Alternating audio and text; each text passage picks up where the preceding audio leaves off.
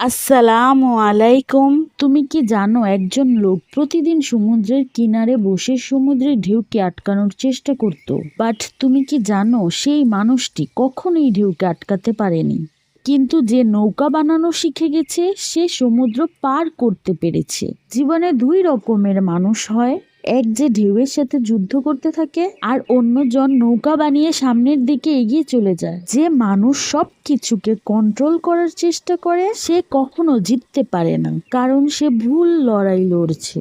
তো আমি চাই তুমি ঢেউয়ের সাথে লড়াই করা বন্ধ করো আর নৌকা বানানো শিখো, যাতে তুমিও সমুদ্র পার করতে পারো। জীবনে সামনের দিকে এগিয়ে যাওয়াটা খুবই দরকার, এতে করে তুমি জীবনে উন্নতি করতে পারবে, সফলতা অর্জন করতে পারবে। যে আমাকে ফলো করেছে তাকে মন থেকে ধন্যবাদ, আর যে আমাকে ফলো করার কথা ভাবছে আমাকে ফলো করে তোমার বন্ধু বানিয়ে নাও।